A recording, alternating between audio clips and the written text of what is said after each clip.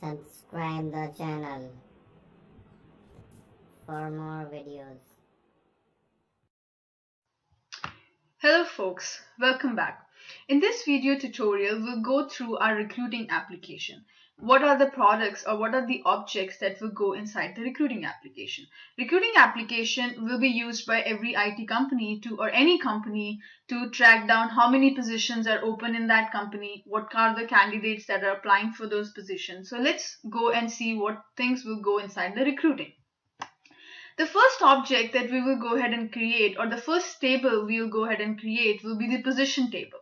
This position table will have the information about the positions. Like they will talk about what are the positions, like position title is the Java developer, system analyst, Salesforce developer, all these kind of things. The next thing they wanted to talk about is what is the status of the position. So we will go ahead and create a field to capture the status. Like, is this position open right now? Is this position closed? What is the current status of the position?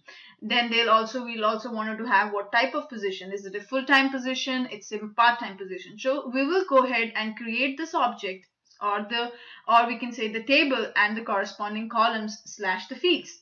Similarly, now this position object, there will be candidates who will be applying for different positions based on their skill set. So we'll also need a candidate table to track down all the candidates. Then what information we need is their first name, last name, SSN, address, phone number, etc. Right now, there is a position table and there is a candidate table. We cannot figure out which position is applied by or which candidate is applied to which position or the vice versa, or how many positions has been applied by how many candidates or what candidates applied for what positions. So there should be a link. What we can do is we can create a big table which will have both the fields. That's not a valid solution. We don't want to do that. Then we'll come up with a relationships here. So that we will create a job application. Through this object, we will link our position and the candidate table together. So through this object, we can say this candidate has applied for this position and this position has been applied by this candidate. So this is going to be the link between the position and the candidate object. The next thing will be, now this candidate, all the candidates that has applied, they will go through the interview process. Now this interview process will be taken by the interviewers. For one job application or one candidate might go through 5 interviewers or 3 interviewers. There might be an IT guy, there might be an engineer, there might be an HR guy, there might be a manager. So these people will be taking his interview and based on their thoughts, they will give him the score.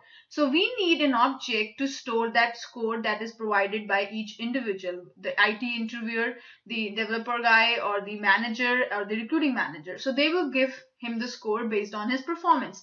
Now we need an object to store all that information, and based on his score, that candidate will be hired or rejected.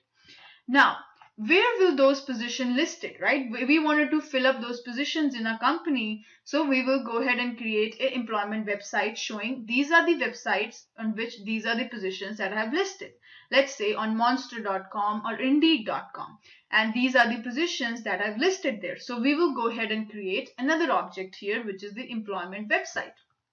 Now, these are the main objects that we will be creating in this application. And also all the fields, think it like a table and their columns in a very simple manner. Don't think like an object or the fields, think it like a table and their columns.